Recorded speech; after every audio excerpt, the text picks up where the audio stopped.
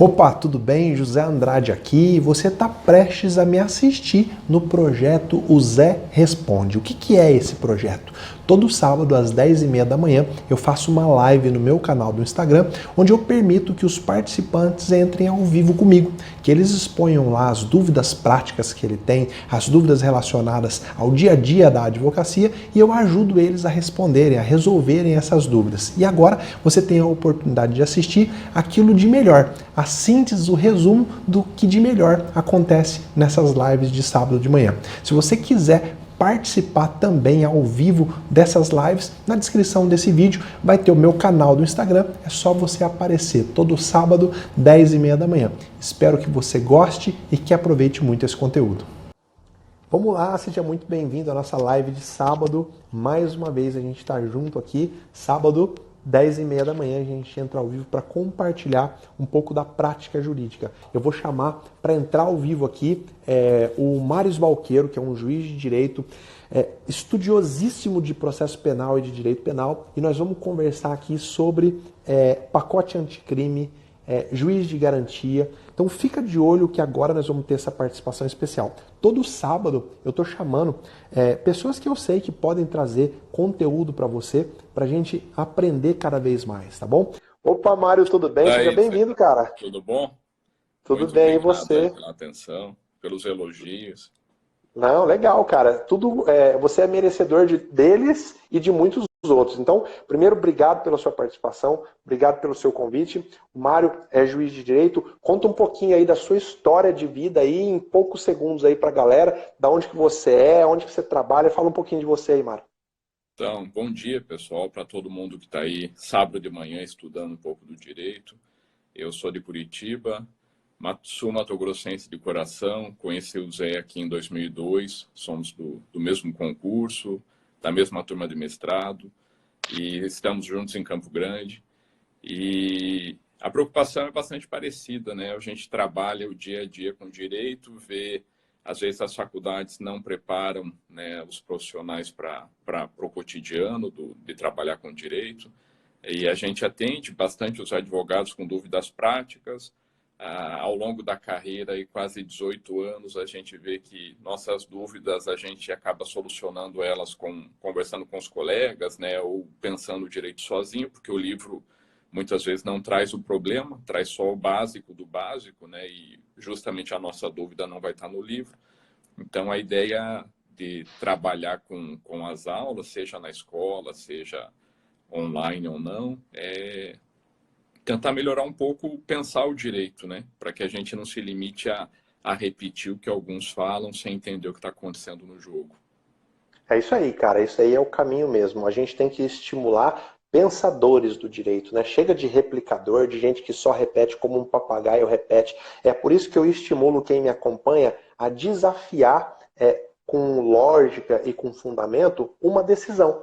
Então eu, como juiz, dei uma decisão, o advogado que não concorda, ele me ajuda quando ele desenvolve no recurso um raciocínio lógico, um raciocínio coerente, e aí o tribunal acaba dando uma outra interpretação para o caso. Então, é legal a gente estimular esse debate. Obrigado por você também estar fazendo isso. Agora, nós estamos falando de um momento que a gente está vivendo muito peculiar, né? Com alterações na legislação penal, na legislação processual. Fala aí para a galera, depois de toda essa bagunça que aconteceu, de entra em vigor norma, suspende parte da norma temporariamente, suspende definitivamente, como que está aí aquilo que a gente tem chamado de pacote anticrime?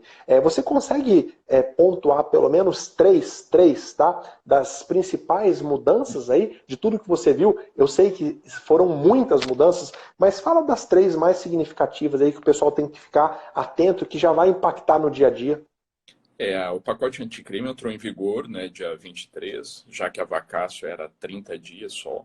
Só por aí já levanta, né, um certo temor, porque uma lei de tamanha complexidade, com tanta mudança, falar em 30 dias para vacácio, sem contar que ela entrou, né, esse período de janela para entrar em vigor foi durante recesso, Natal, Ano Novo, algo no mínimo estranho. Mas, claro que a discussão ficou muito em cima do juiz de garantias, que foi suspenso pelo ministro Fux. Mas temos outras tantas, né? O acordo de não persecução penal, talvez seja a grande ferramenta que veio nesse instituto, uma adaptação da plea bargain. A gente tem regras novas para progressão de regime, onde foi diferenciado o reincidente do primário, tem um monte de fração, algumas peculiaridades, algumas vedações para livramento condicional, novos crimes hediondos, que mais? A questão da fundamentação das decisões, principalmente a questão da prisão preventiva. Antigamente se falava, a preventiva está lá no 312, não está mais, né? 312, 313 e seguintes, tem um monte de regrinha. Talvez hoje seja o que mais se tenha recurso na primeira fase de um processo penal, seja nessas decisões. E confisco de bens, tem muitas... Você falou de 2 pontos aí que o advogado que está assistindo a gente e que atua na área criminal, que ele já pode olhar para os processos dele e ver se encaixa na prática. Um deles é a questão da progressão de regime, né? E o outro ponto é do acordo de não persecução penal. Isso aí, se o cara cochilar, é ele que tem que pedir, né? É ele que tem que procurar para fazer esse acordo. Como que ficou isso na prática? Fala aí do acordo de não persecução. Porque a ideia era plea bargain, que era a negociação feita entre o Ministério Público, efetivamente, e o juiz depois homologava. Como que ficou essa grande novidade, essa jabuticaba aí, né, na verdade, porque acredito que não tem precedente no mundo, foi uma coisa meio abrasileirada. Como que vai funcionar isso na prática? E como que o advogado que está assistindo a gente pode olhar para o caso concreto dele e ver se aplica ou não? Naqueles casos de crimes... Bom, primeiro, fazendo um resumo muito rápido, essa adaptação, o réu ele precisa confessar o crime. Só que, no fundo, não vai servir para muita coisa, porque se depois de descumprir, ele vai responder o processo. Então, não vira um título executivo para cumprir a pena, né? Ficou bem parecido à suspensão condicional do processo. Então, para o advogado, se ele tocar o processo, a investigação criminal desde o começo, ele vai ter um monte de ferramentas até chegar numa eventual sentença.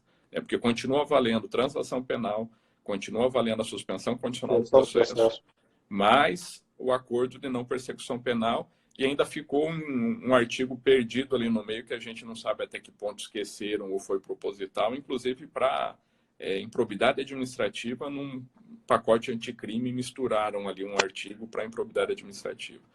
E a ideia naqueles crimes onde não haja violência, a pena ficou até 4 anos, a pena mínima. Ou seja, vai abarcar muito tipo de crime, né? E o promotor verificar que o acordo é viável, né, naquele tipo de caso, pode propor, para cumprir alguns tipos de medidas, restituir o bem, reparar a vítima, a prestação de serviço, bastante similar ao que hoje nós temos na suspensão condicional do processo. Só que vai pegar a pena com uma redução de 1 a 2 terços e ele vai cumprir essa pena. Então, eles copiaram algumas partes, né, do Instituto Americano, mas adaptaram para a legislação brasileira.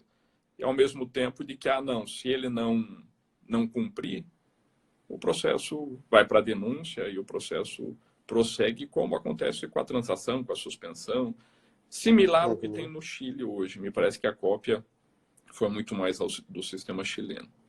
Tá, mas me parece então um bicho de 7 cabeças, porque se ele vai confessar e depois o processo vai continuar, ele vai poder se retratar dessa confissão depois? Qual que é o sentido disso? Pois é. Né? Essa confissão dele vai valer, não vai valer? E outra, por que o cara vai querer aceitar cumprir uma pena sem antes tentar a suspensão do processo, né? Sem antes tentar esses benefícios onde não há assunção de culpa? Então, na prática não parece ter muito sentido. Vamos ver como é que isso se comporta. Tanto que a primeira vez que eu li a lei, eu disse, pela lacuna, né, da pena, acabou com a suspensão condicional do processo. Mas não, está expresso lá que mantém a suspensão condicional do processo. Então, seria a transação e o acordo de não persecução, via de regra, né, vão ser antes da denúncia, e depois da denúncia, se não passou por essas, não aceitou, ainda teria a suspensão condicional do processo. E você acha que, falando aí de aplicação da lei no tempo, o cara que fez a suspensão condicional do processo não cumpriu e voltou o processo a tramitar, dá para ele pleitear agora, olha, eu quero fazer aí a negociação? Então, isso até eu estava conversando com um advogado esses dias, um grande problema dessa lei vai ser a aplicação dela no tempo. Porque, ela é processual, me parece que ela mas envolve, mas envolve direito material. E com certeza é mais benéfico para o réu, ele tem mais uma chance, não precisa queimar a suspensão, ele teria outro acordo. Mas, ao mesmo tempo, a gente tem um ato jurídico que já foi feito, né? O negócio já foi entabulado, daria para desfazer, então vai ser muita discussão. E não tem livro, não tem jurisprudência, não tem nada sobre os temas, né? É legal. Então, se você que está assistindo a gente advoga no direito penal, processo penal, a recomendação básica é seguir esse cara aí, ó. Segue o Mário aí que ele vai desenvolver todo dia um assunto sobre isso, sobre pacote anticrime. Ontem mesmo eu vi que você estava dando entrevista para a Globo Local aqui falando sobre isso. Então, é uma pessoa que se dedica a estudar e que está vivendo na prática, né? Agora, falando a grosso modo, o pacote, fazendo um olhar geral, ele é anticrime mesmo ou ele, no final das contas, é um pacote pró-réu? Não, o pacote, me parece que ele é anticrime. Ele dá uma enrijecida em muita coisa. A questão de crimes violentos, principalmente ligado à arma de fogo, ele veio trazer uma conduta bem mais rigorosa.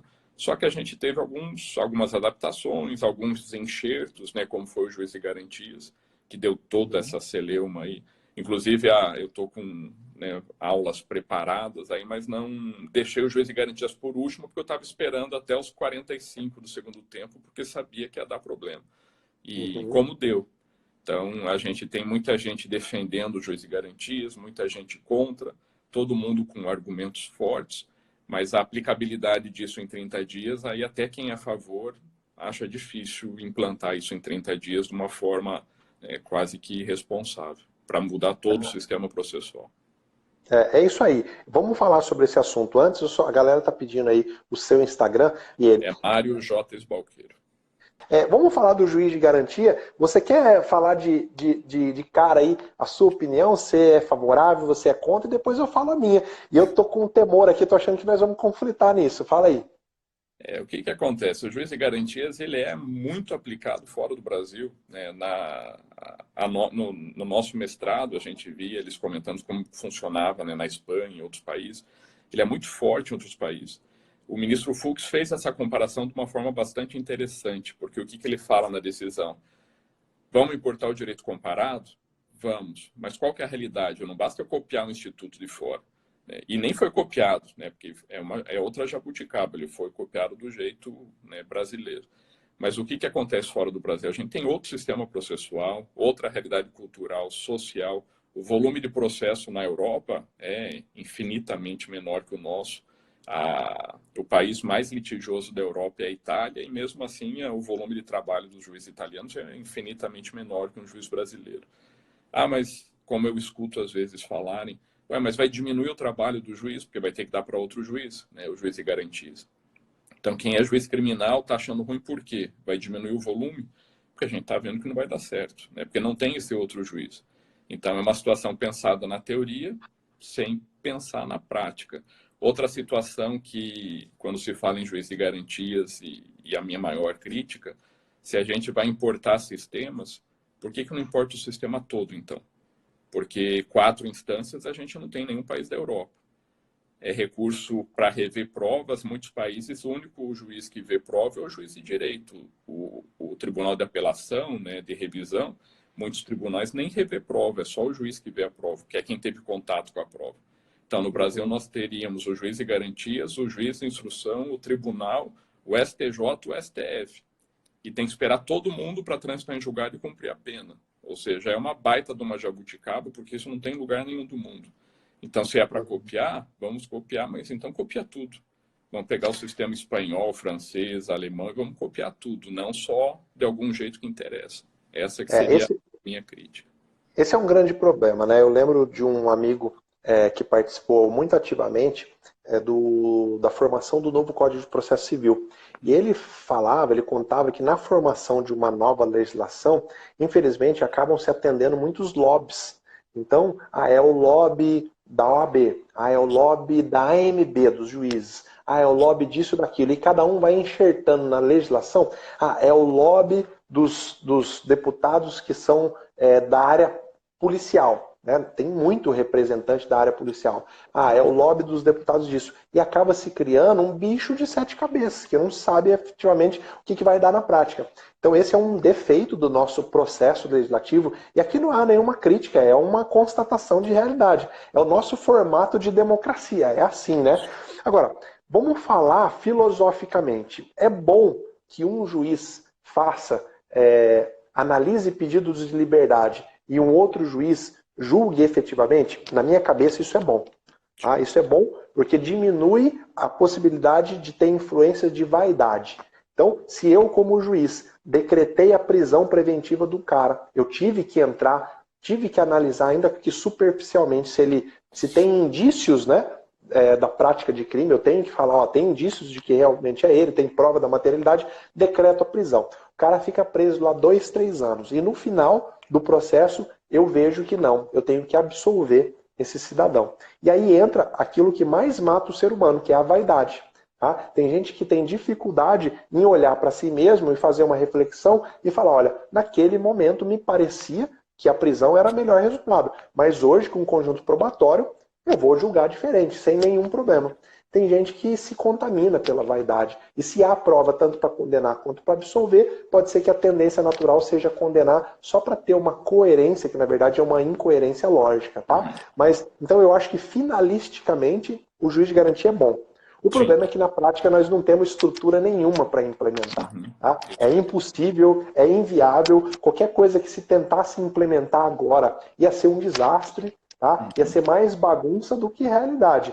Então, a gente não pode mais hoje, né, analisar decisões dos tribunais, a gente não pode dizer o que a gente acha certo ou errado, mas na prática me parece que a melhor coisa mesmo é a gente agora estudar como implementar efetivamente o juiz de garantia, tornar a realidade. E aí ir adaptando mesmo, né? A gente tem um cenário totalmente diferente da Europa, mas a gente quer copiar as coisas da Europa. A gente às vezes quer imitar situações dos Estados Unidos, sendo que lá eles vivem outra realidade financeira, econômica, né? Até de tamanho e de litigiosidade. Mas é isso, sobre juiz de garantia, eu acredito que a gente pode esperar muitos desdobramentos, né? Você vai falar mais disso no seu canal, na sua página do Instagram. A galera que quiser saber as novidades dos desdobramentos, é isso que eles vão encontrar por lá, Mário?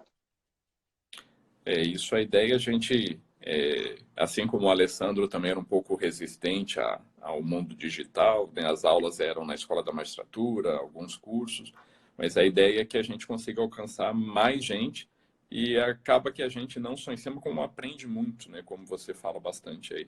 Eu vejo nas aulas perguntas que às vezes eu nunca tinha parado para pensar, a gente conversando chega a novas ideias e cresce todo mundo, né? Ganha o sistema todo.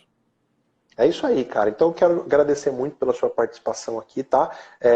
Quero dizer que eu estou muito feliz com a sua iniciativa de dividir o seu conhecimento. Você é uma das pessoas que eu mais admiro aqui na nossa magistratura, porque você é um cara que nunca parou de estudar, está sempre procurando estudar. Você é um cara que tem capacidade de um raciocínio lógico fantástico, é um cara que está antenado, né? Hoje atua aí na execução penal já há um bom tempo. Então, se alguém quiser uma orientação de quem seguir, de quem ouvir no direito penal e processual penal, eu indico esse cara. Apesar de que também você dava aula até ano passado de administrativo, até ano passado, retrasado, estava dando aula de direito administrativo também, né? Isso, na verdade, eu gosto do direito público, né? Só que depois que eu fiquei só na execução penal, dá muito trabalho se manter atualizado numa área que eu não estou trabalhando. Então, eu decidi me dedicar só ao penal e processo penal. E a execução penal agora, porque é uma área que a gente vê que ninguém estuda. Então, eu converso com os advogados, a não ser quem está ali, né? O juiz, o promotor, o defensor, que estão ali todo dia. Mas tem muito advogado que ele chega lá até para perguntar como que faz, né? Porque é um procedimento próprio, uma legislação própria. Às vezes ele tem 2, 3 causas e às vezes quem sai perdendo é o jurisdicionado, né? É o direito em si. Com certeza.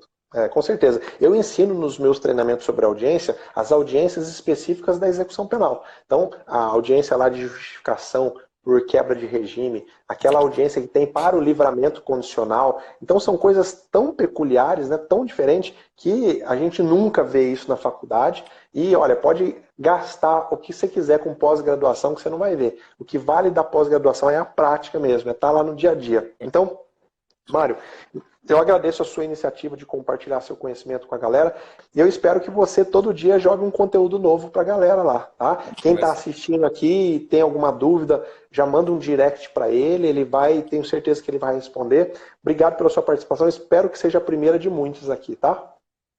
Eu que agradeço. Fica com Deus aí, cara. Tchau, tchau. Até. Eu vou chamar então, vou convidar o nosso último participante de hoje para ver se a gente pode colaborar de alguma forma com mais alguma dúvida. O Josivan é um cara que está lá no canal, já chamei, ele está entrando. Oi, Josivan, tudo bem? Olá, professor, muito prazer, viu? Prazer é meu, cara, seja muito bem-vindo. Me fala aí de onde que você Obrigado. Eu sou natural da Bahia, mas estou aqui em São Paulo. Passei no exame da ordem agora há pouco, alguns meses atrás, então vim trabalhar em São Paulo. Legal, cara. Muito prazer ter você aqui, tá? Espero que você Obrigado. esteja sempre aqui com a gente. E me fala aí, tem alguma coisa que você acha que eu posso te ajudar? Alguma dúvida prática? Alguma coisa que você quer refletir aqui com a gente? Manda ver, a hora é agora. Ah, sim, sempre tem, né, professor? Eu lembro na época da faculdade, a gente fazia o NPJ, né? Já para requisito de aprovação e passar na faculdade. E teve um dos casos que eu lembro no NPJ que foi guarda e pensão, né? Alimentos. E o professor do NPJ, que ele era responsável, ele falou assim, olha, são ritos diferentes, então não tem como colocar na mesma petição. Então eu gostaria de discutir isso com o senhor. O que o senhor acha no dia a dia? Rito de pensão e guarda pode colocar na mesma ação? São ritos diferentes? Uhum. Essa é a Legal, minha cara. dúvida.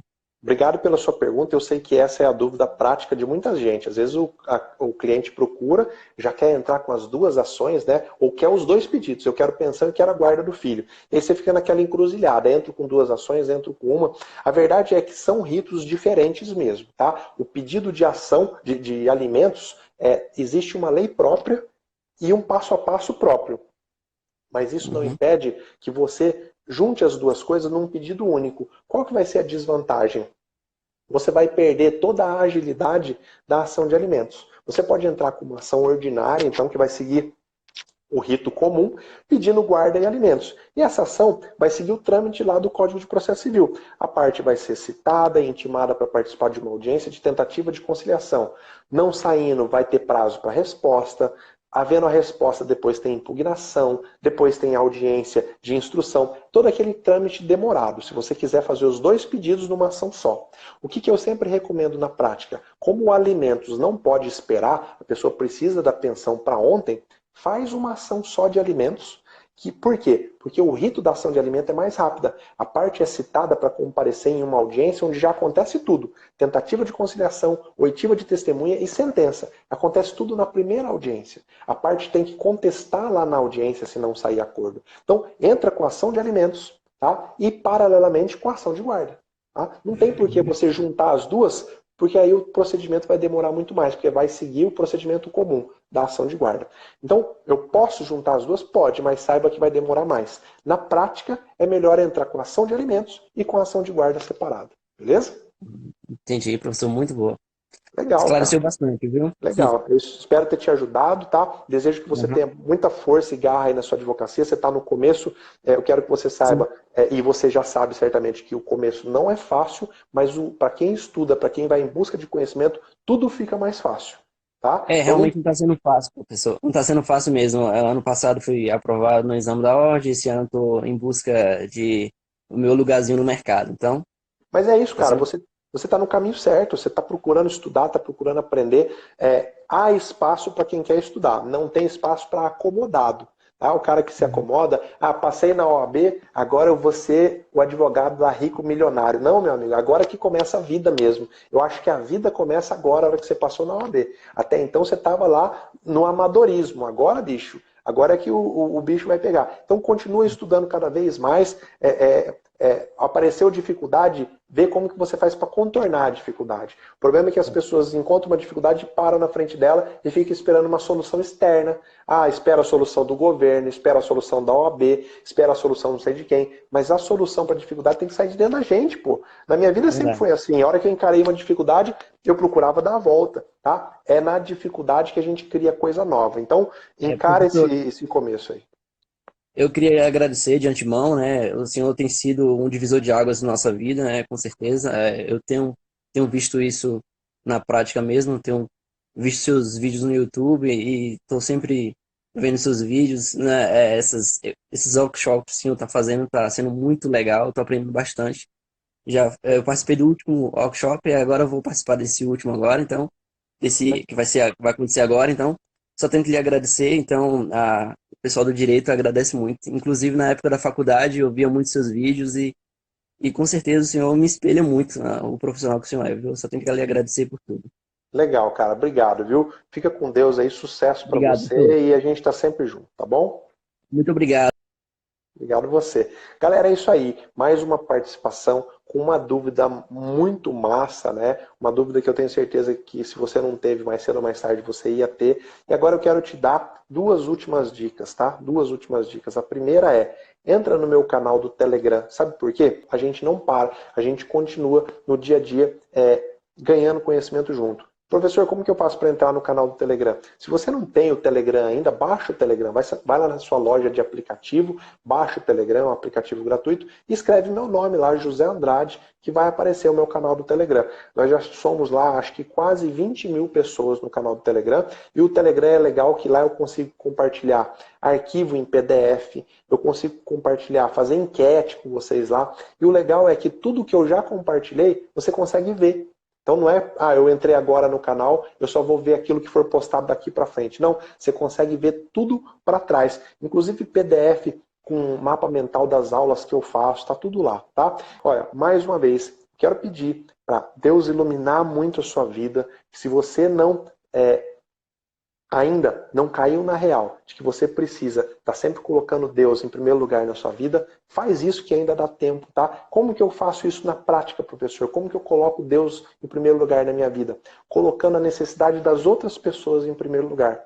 Quer dizer que eu tenho que pensar primeiro nos outros, depois em mim? Sim, é isso mesmo. Parece contra a lógica, né? Parece uma coisa de outro mundo, mas é assim. Coloca a vida das outras pessoas em primeiro lugar, faz tudo aquilo que você tem que fazer para ajudar as pessoas que estão à sua volta, que você vai ver que você não vai precisar fazer nada para melhorar a sua vida. Ela vai melhorar como num passe de mágica. Eu tive a gratidão, eu tive a graça de conseguir enxergar isso há um tempo atrás. Eu espero que você enxergue. Eu tenho certeza que muita gente já tem essa iluminação de vida há muito tempo e eu espero que você tenha também, tá? Que Deus ilumine a sua vida, que a gente continue sempre junto. Obrigado por você ter participado aqui comigo, tá? Até mais.